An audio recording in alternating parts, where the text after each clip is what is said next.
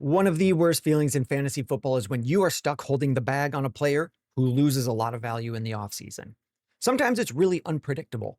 Maybe a player gets signed to a guaranteed deal, and then a month later they draft his replacement. Maybe like a Kirk Cousins with a Michael Penix getting drafted immediately after him. You don't always see something like that coming, but there are some situations we can see coming. Right now, in season, there are things we can take a look at to gauge who might lose value this upcoming offseason. So for this video, I've gone through what are roughly the top 40 producing running backs in fantasy football through the season so far, and I've broken them down into groups. I've gone through things like, are they under contract with the same team next year? If they are under contract, could the team get out of that contract if they wanted to? If it's not likely that they're going to get out of that contract, will the team replace them by drafting someone else or trading for someone else? And if they're not really getting replaced, is the same system going to be in place? Is it likely that the coach there right now gets fired? I've got that for these top groups. Let's take a look at some of them. First, let's call out some of the value safe options. Kyron Williams, James Cook, they're both recently signed new deals. They are not going to get replaced next year, and it would be very hard for their team to cut them. That's because some of the obvious ones.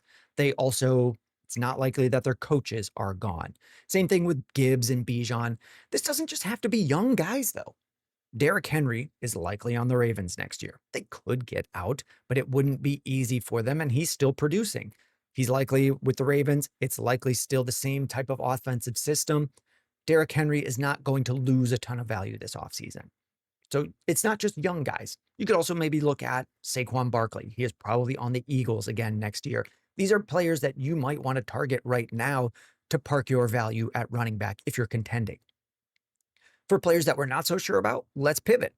Players that we know are likely to be unrestricted free agents at the end of the season. As of this recording in early November, these players on screen do not have a contract for next year. Let's break them down some. I've got Travis Etienne, Breece Hall, Ken Walker. I believe in the talent of each of these players. There are multiple situations where they could sign with a new team, and I could see their value go up.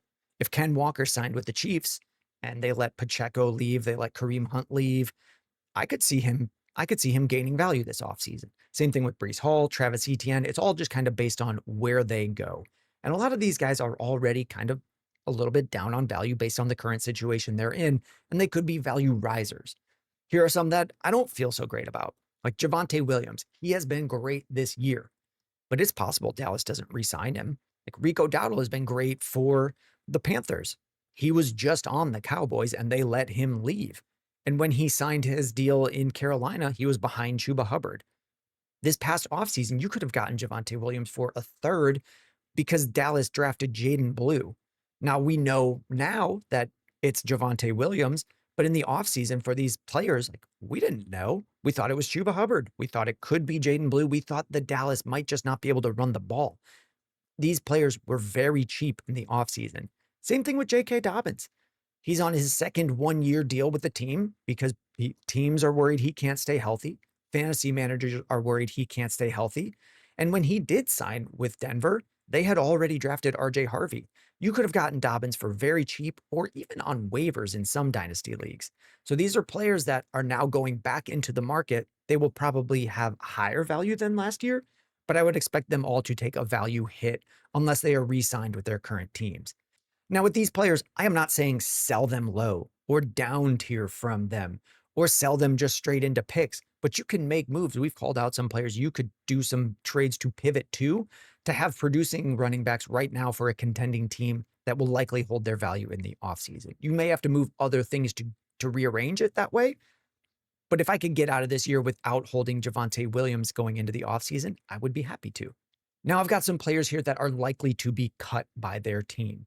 They are under contract for next year, but the teams have the opportunity to get out. And I just want to call them out as, hey, it's likely. It is very likely that the Bears move on from DeAndre Swift this offseason. It doesn't mean they will. It just means I would not be surprised at all. DeAndre Swift signed a 3-year deal with the Bears, but it always looked like a 2-year deal, and it's been 2 years. They drafted Kyle Monangai last year, and he has looked okay. That doesn't mean they will go to Monangai as the lead guy next year. But it wouldn't surprise me if they said Kyle Monunga is going to have the first crack at it, and we're going to bring in Kenneth Gainwell on the veteran minimum and some undrafted free agents or maybe a fifth round pick next year. And that's the running back room without DeAndre Swift, and he goes somewhere else. When he signs somewhere else, I would expect that team to either draft someone or have someone there. And I would expect DeAndre Swift's value to take a hit. Tony Pollard, the Titans can easily get out and save $7 million in just cash. Teams do want to save cash if they can. They would take a $2 million dead cap penalty. And it sounds like, whoa, $2 million, that's bad. But you don't have to spend $2 million. It just means you can't spend $2 million more dollars next year. So they could easily get out on Tony Pollard. Chuba Hubbard is another example. The Panthers signed him to a deal last year. Some of that was a, hey, here is some more cash, but they can still get out after this year without a massive penalty. Maybe they just re-signed Rico Dowdle. He's a free agent after this year. Maybe they decide they want to go with Jonathan Brooks. Maybe they just want to re-roll in the draft. It is not guaranteed that Chuba Hubbard is back on the Panthers next year. And if he's not, I would expect his value to take an even bigger hit than it has right now.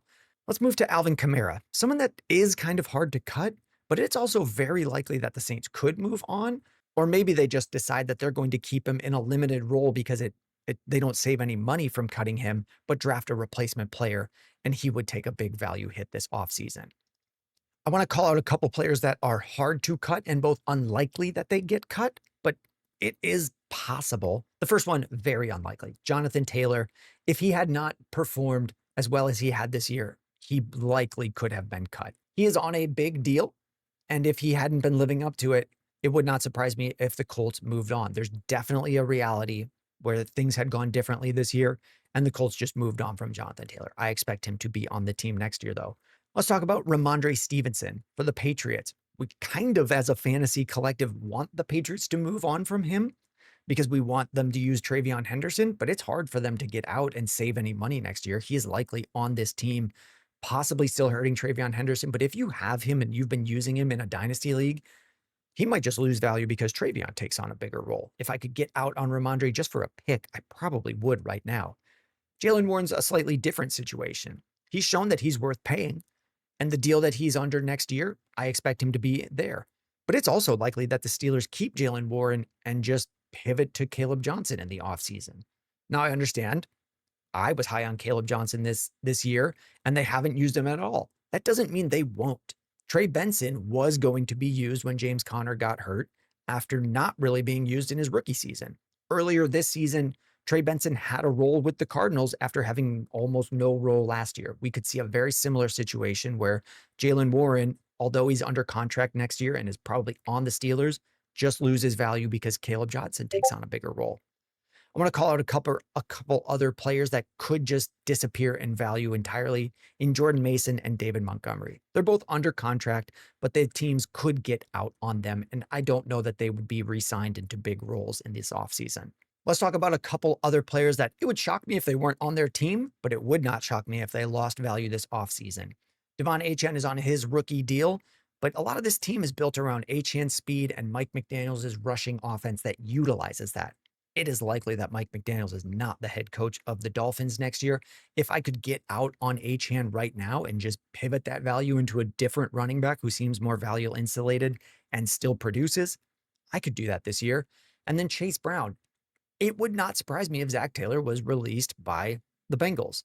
They've put a lot of money into this offense. They are going for it, and it's not working. I'm not saying sell Chase Brown low. I'm saying, hey, be open to the idea that he might not be as safe for next year as you think. If they bring in a different coach, could they also bring in another bigger back? Samaje Perine was seeing work before he got hurt.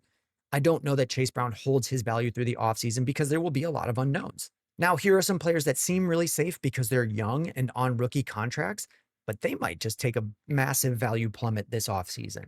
That's rookies who were drafted in the later rounds, like Woody Marks, Ja'Cory Krosky-Merritt, Kyle Monungai, Brashard Smith. There have been a lot of situations where a team has a young rookie that they drafted in the later rounds that they use in 1 year, maybe 2 years, and then just move on from.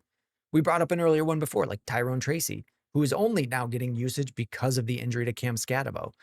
I'm not predicting this with these guys. I'm saying just being young doesn't mean you're in a safe spot. So Woody Marks, Krosky Merritt, Monungai, if I'm in a rebuild, I might still be looking to move these guys for picks that I know will hold their value through the offseason. Nothing I'm saying here means sell these players low. I'm just saying we should be on the lookout, as these are guys who could lose value this offseason just based on situation changes. We will be back with the next video next week where we will cover wide receivers who are more likely to lose value this offseason. So make sure you are subscribed to see that.